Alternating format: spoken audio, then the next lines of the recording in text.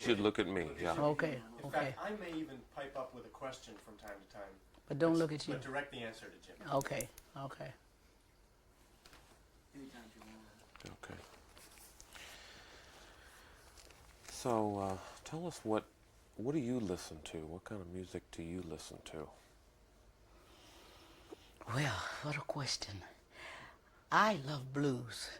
I'm a great lover of blues singers. I loved B.B. King's one of my favorites. And I also love Diana Ross and Gladys Knight. And but in gospel, I love the Winans and Vicki Winan especially. She's new. These are new singers, really. So when you're sitting around the house, do you listen to a lot of blues? I listen to blues, and then I listen to a lot of, I'm a great lover of Channel 38. I listen to Jerry Rose and a lot of the singers that come on that Channel 38.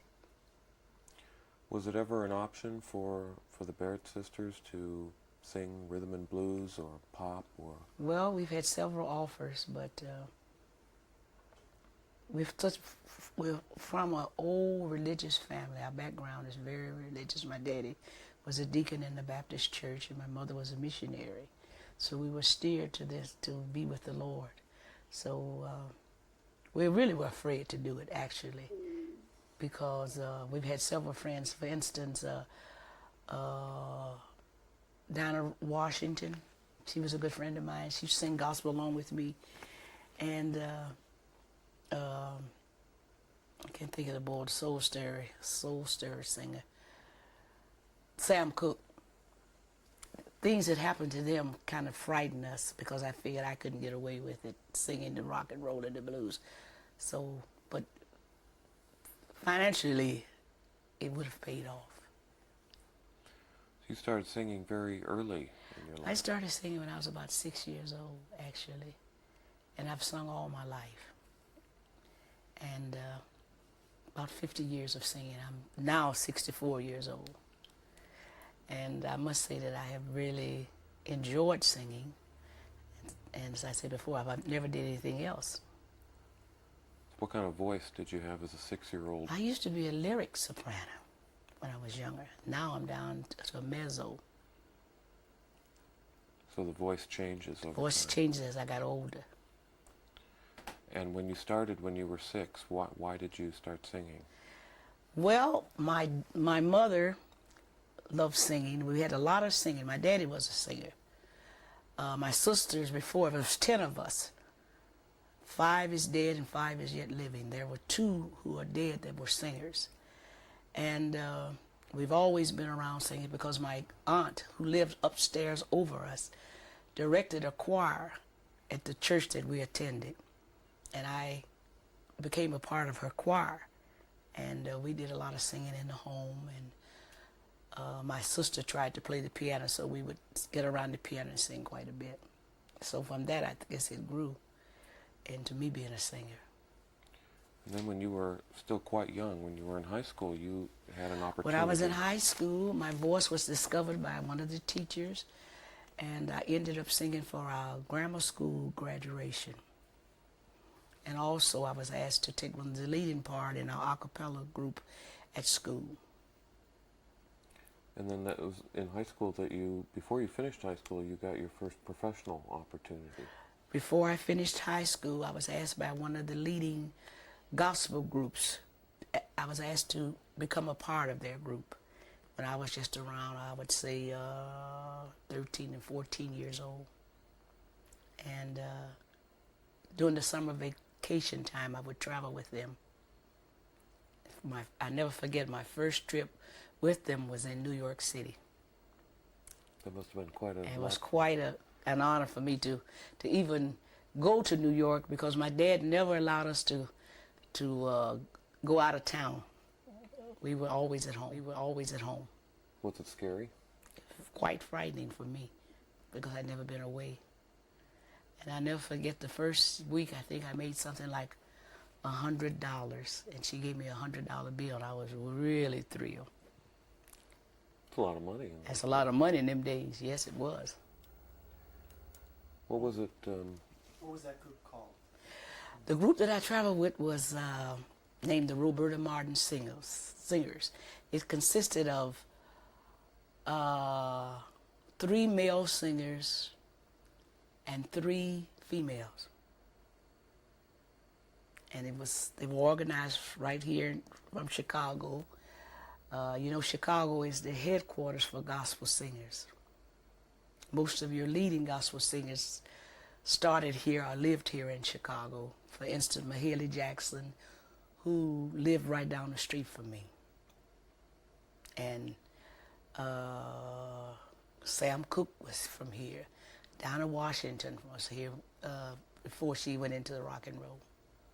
That's right, Sam Cooke went to Wendell Phillips High School. Graduated from Wendell Phillips. It's warm in here. It's all over me too. I'm sorry. Okay. Is it okay if I'm sitting this close to you? Yeah, it's fine. Oh. Now I don't know how long the deodorant will hold out. Okay. I'm sorry, Jim. That's okay.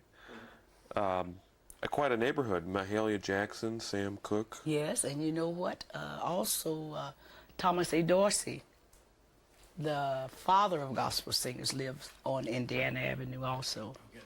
And he's yet alive. Hold on just a second. Sorry. Getting a buzz. Picked up a bug. Okay. Sorry, That's all right. You were saying about Thomas Dorsey. Yeah, I said he yet lives. He's about 90-some years old, I understand. And he's the first writer of gospel music. He's the writer of Precious Lord, Take My Hand, Lead Me On. So what is it about Chicago's South Side that... Well, it's something about Chicago South Side that's drawing the gospel singers. There's a lot of talent coming out of one community. Yeah, well, Chicago is considered the headquarters for gospel singers. What was, Also, James Cleveland is from here. what was the... on that first tour when you were in high school, when you were with the Roberta Martin Singers, what were the conditions like for black gospel group? Well, gospel music has grown quite a bit from when I first began. When I started, they didn't allow us to have the instruments that we have now, and there wasn't no contemporary music. It was only traditional. When you went into the churches, you were not allowed to have the instruments like I said before, which is piano, perhaps organ, maybe a drum. Most of the churches didn't want gospel singers in there, gospel singing, because they felt that it was so closely to the rock and roll or to blues. They didn't like the hand clapping, they didn't like the patting of the feet, so therefore they didn't want to have any parts of it. What about discrimination on the road? Did you face that? Yes, we had quite a bit of that. I remember several times I went to Baltimore, Maryland, and I was in the bus station, and that's when they had the signs white and black. And they told me, "You're in the wrong side, go over on the black side."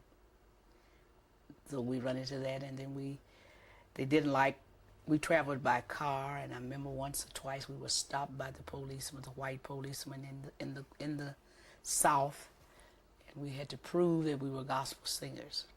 And the way that we proved it was that we had sheet music of the songs that we sang. I was going to say you could prove it by belting out a few songs. Yeah, maybe so. Pardon me, someone's at the door. Maybe my sister. Interview now, but come on in. Come on in. Who is it? Oh, it's Billy. Yeah, come on in. I called you. This is Billy. You all know Billy? Hello. How are you? How's everybody? Hi. You just got back? Just got back. Okay. Okay, Tommy. Doing all right. Okay. So there was some discrimination on Oh, the yes. road. Mm-hmm. Could you take your hand down? I hear your watch. Oh, I'm Oh, wow. sorry. Okay. They're strict, aren't they? Oh, very strict. It's tough. So you came back to Chicago. You graduated high school.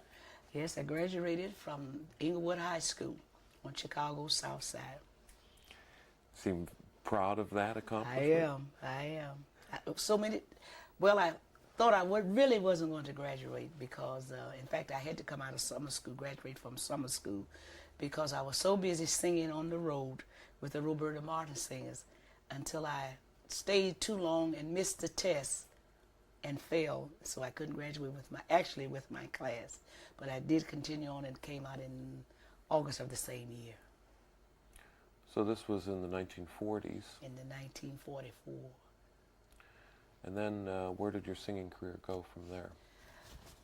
I actually graduated from high school and went immediately on the road with the Roberta Martin singers. We traveled, I would say, 7 or 8 months out of a year to California, Philadelphia, New York, Washington, Newark, New Jersey, Trenton, New Jersey, all around up in there. We stayed over there. And we would go and stay at one church for maybe 1 or 2 weeks because we wasn't actually singing concerts. We were doing revivals, which meant that we had a minister to come in, and he would preach and we would do the singing. Were you making some money? Well, we didn't make a lot of money, but we made enough to say that we were great singers. Was it tough being on the road like It that? really was tough. It really was, because we didn't have the convenience that we have now. We were not able to go into hotels. We went into members of the church's homes, and they would sleep us and feed us. We'd make approximately $125 per week, which was a lot of money in the 1940s. You found time to get married somewhere along the line there. Yes, I married a Baptist preacher in 1950, June 18, 1950. He must have had an appreciation for gospel music. Yes, he did. Quite a bit. He loved gospel singers, and he loved me, and he loved my eyes. He say. So that's really, he fell in love with me, really. Did you sing for him? He fell in love with me in a church. I was singing with my 2 sisters, and he said his eyes drew me to him.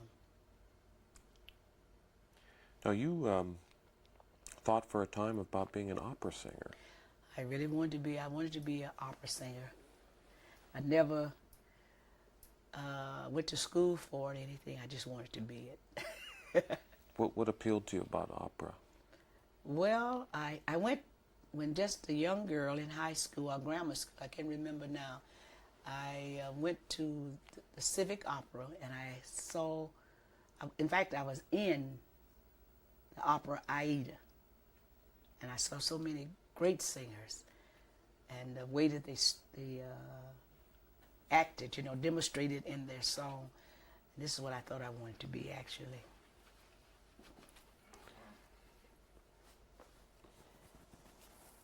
I'm fine. You too hot? I feel sorry Yeah, we're for doing you. okay. Go on.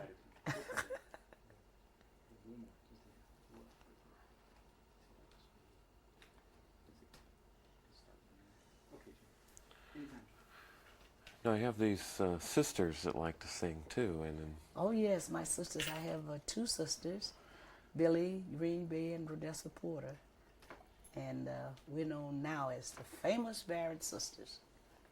and you got together with them as officially as a trio in As a trio, 1963. Yes, in 19. Well, it was really before then. We became professional in 1963 because we made our first recording. What was it like to work with your sisters? It's really nice. It's really. I wouldn't want it any other way. Some people can't. I'm sorry. Go ahead. Answer that one again, but again repeat the question. It's really nice to work with my sisters.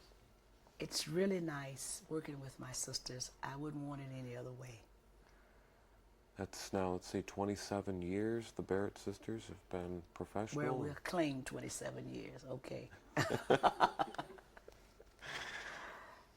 You know, a lot of people don't get along with their brothers and sisters so much. You spend a lot of time with yours. Well, we have our ups and downs. But we don't. The main thing is we don't keep a feeling. We may fall out today, and before the day is over, we've made up. Because, you know, it's life, and teeth and tongue fall out. Hadn't thought of it that way, but but now that you mention it, you're right. So you get along pretty well. We get along pretty well. Thank God we do. And we're sisters, and we're girlfriends, and we're neighbors. We just get along fine. Really, actually, we don't have too many battles, I should say, because we really can thrash them out. And I think that's what it's all about. When you're able to, you're going to fall out, but the harm comes when you stay apart. Right. When the making up makes it nice. Yeah, we were actually taught that by our parents. Stick together. And you have stuck together. Yes. Now, let's talk about the music for a little bit. Your favorite subject. What is it about gospel music that makes it so special? Gospel music is very special to me, first because I'm a firm believer in the Lord. I believe that I can do all things through Christ who strengthens me. And I believe that in each gospel song there's a message. And that's what the world needs today, the message that you can love, you can make it. So when you're up there on stage singing, and you're singing these songs that carry this message, you're really trying to communicate directly with the audience. When I'm up singing, I'm really trying to communicate to the audience. I'm trying to tell them a story. I'm trying to give them something to think about, something that they can feed on, something that they can live, let them know that there is a brighter day, even though it's dark now, but there is a brighter day yet to come. Are there different kinds of audiences that respond in different ways? Well, you never get the same type of audience. I mean, the people here in the States are much different than the people in Europe. But yet, they are people. And everywhere, all over the world, there are problems. So you can tell the same story night after night. But the main thing is getting it over to them. Letting them know that they can live better, that there's a better day, that God can heal their bodies, and that they can live without dope. You know, these type of things is what I really think about in a song. You mentioned Europe. They're wild about gospel music in Europe. Yes. Why is that? Well, a lot of time I think it's the beat. Then again, I think it's the message, because there's so many troubled people in the world today. And the words of the song are so helpful and so comforting to them. That's what I think. Now, when you are learning a song, new song, you don't read music. No, I don't read music, but I must say it's very hard for me now to get a song. I don't know if it's due to my age or what, but I will get it eventually. And it's all ear. But it's all ear, yes. God's gift. So you hear it, and it starts to run through your mind a little bit? It's strange. I was telling my sisters just the other day that our pianist can play a song for me over and over and over again. I may not even get it. I'm not even come near it. But in the wee hours of the night, when it's quiet and you're in the bed, then that song comes to your ear, and you can just hear all your parts, all that you're supposed to do in the wee hours of the morning. Maybe you can. I don't know. Still hours. In the still hours of the night, I should say. Right. That's interesting. It's the music really means a lot to you.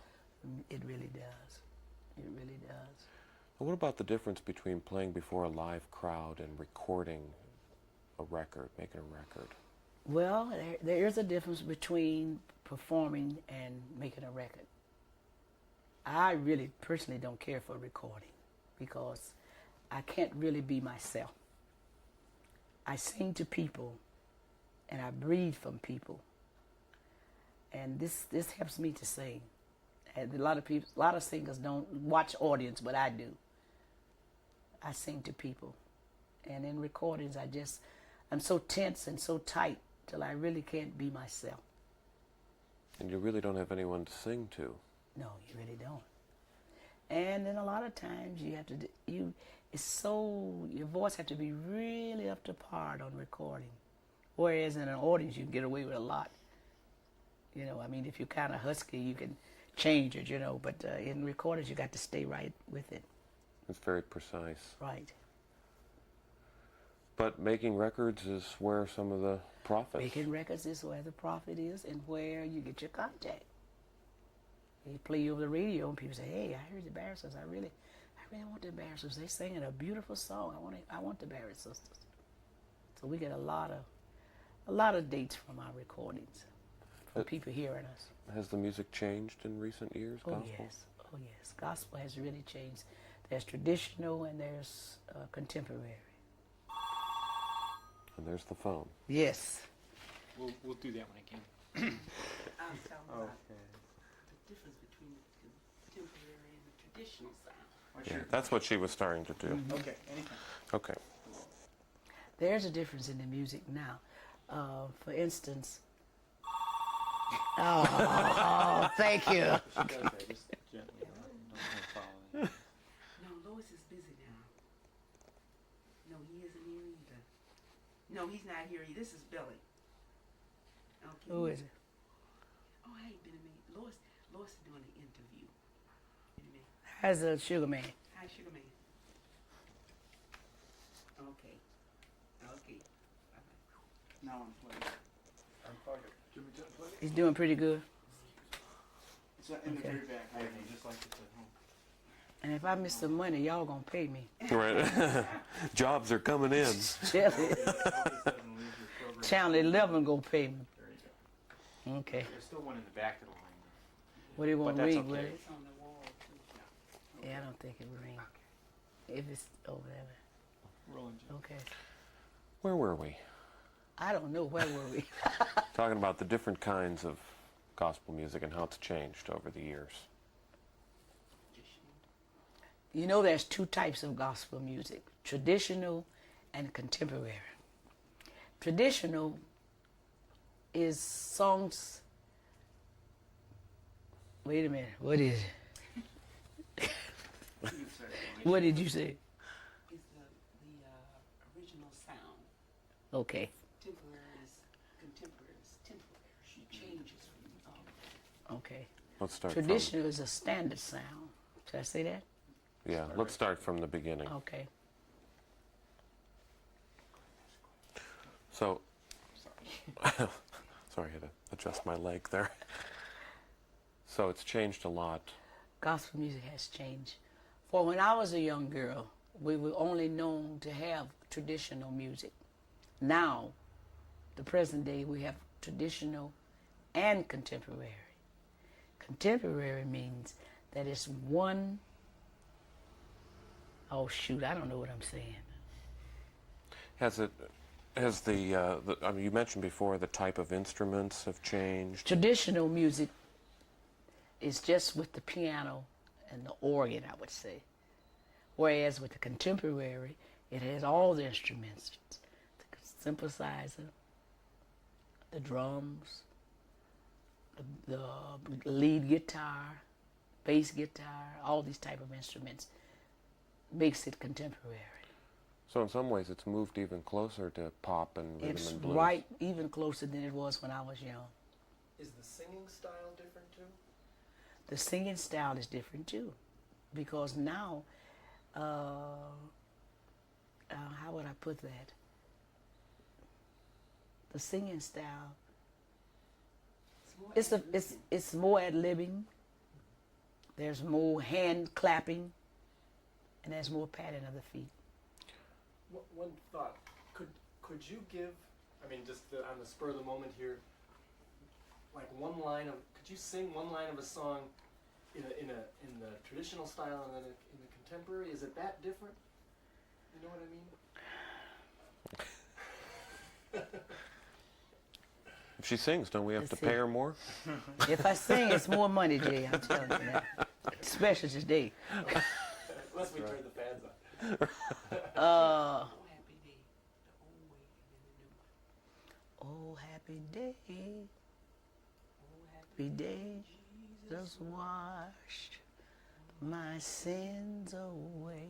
Okay, then, contemporary. Oh, happy day. Dun, dun, dun, dun. Oh, happy day.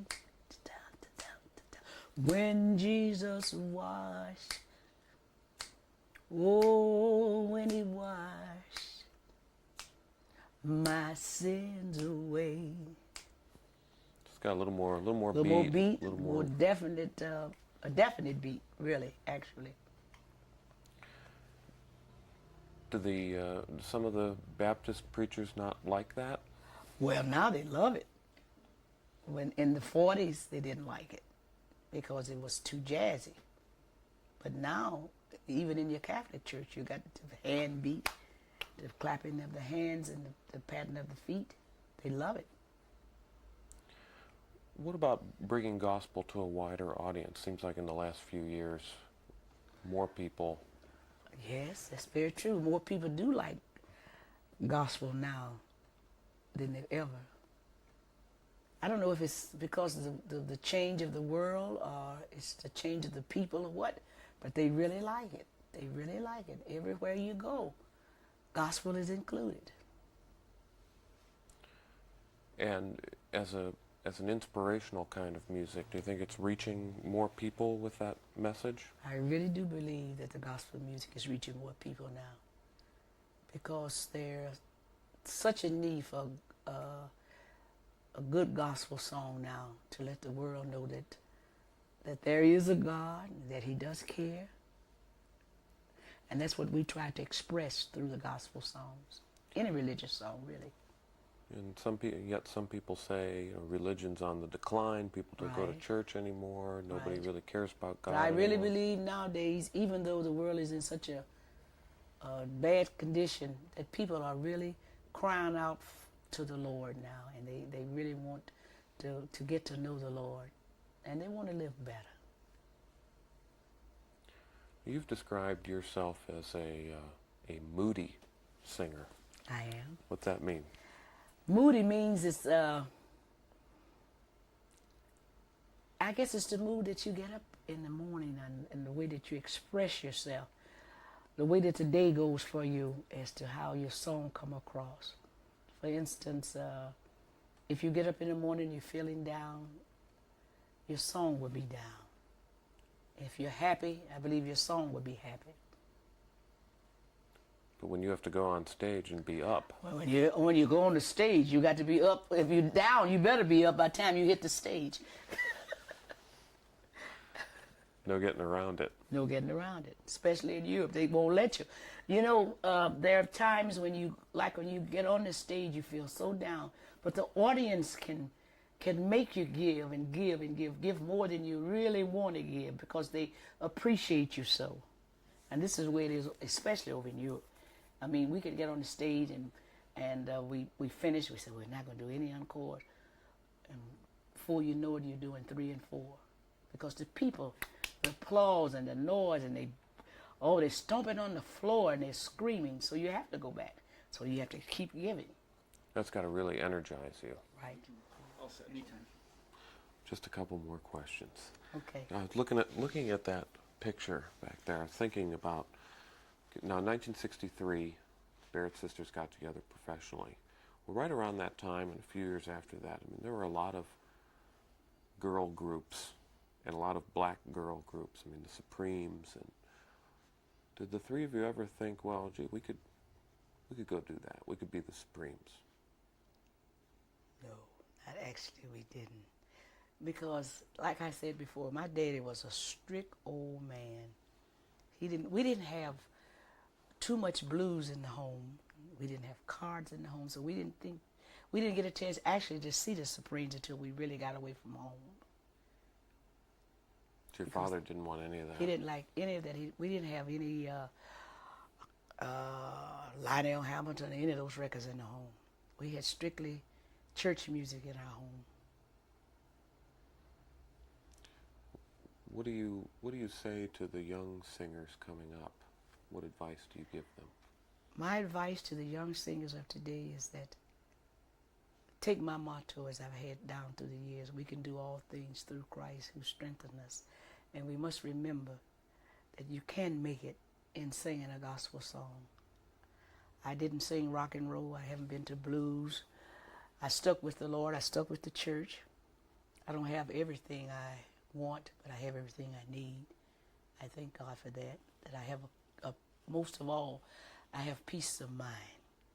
And that's what we need today. So many minds are confused because of dope, because of alcohol. It's raging.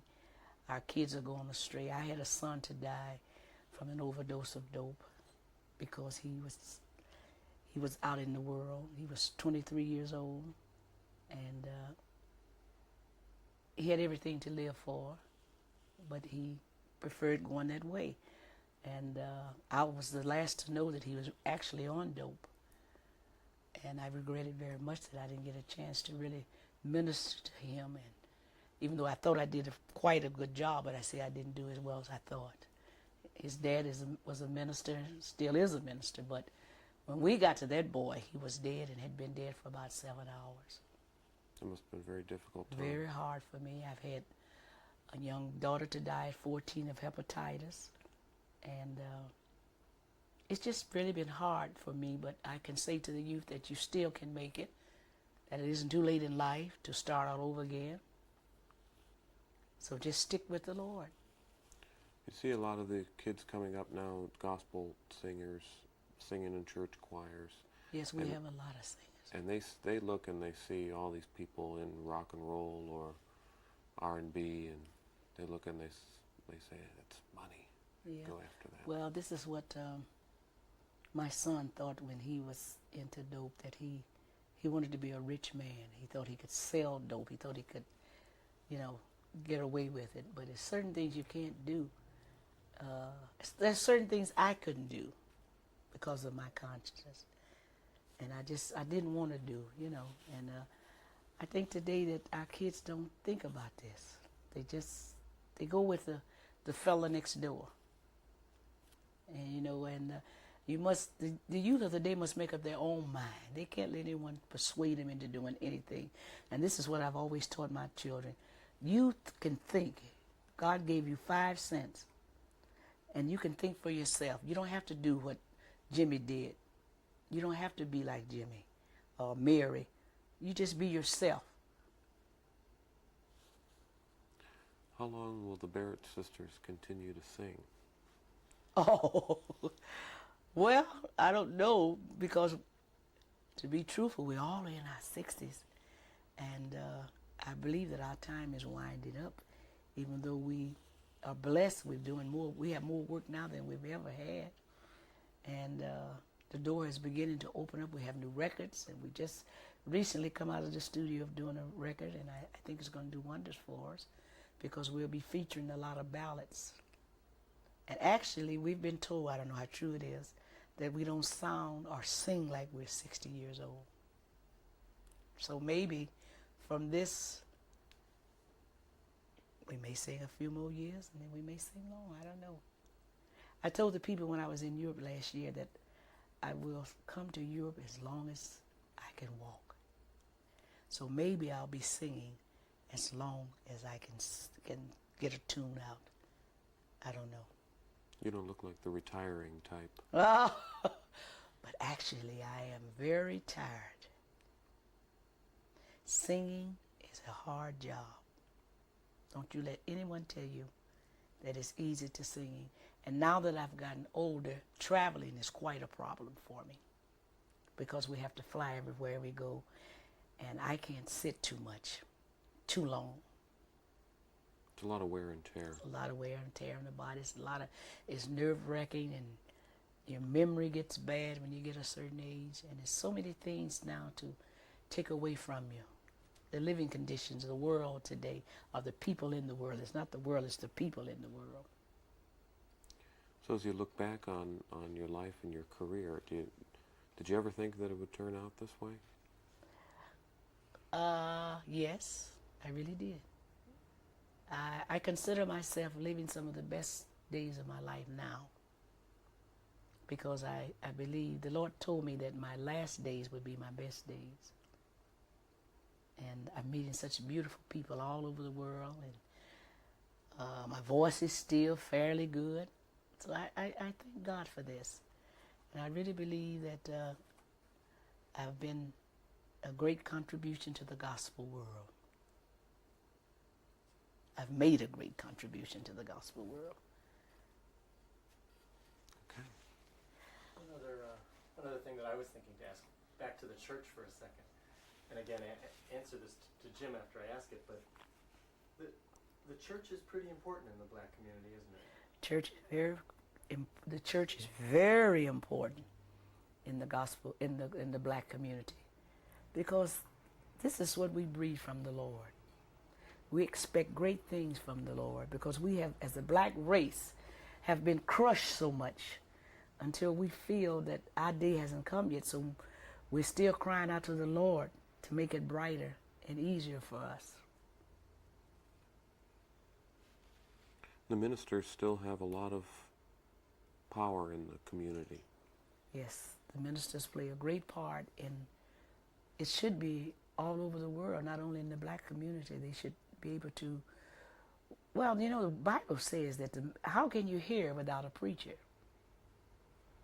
And that's what I believe in. The preacher is supposed to be able to tell you something, to let you know that there is a brighter day, that we can expect greater things in the world of tomorrow. Am I saying that right? That's great.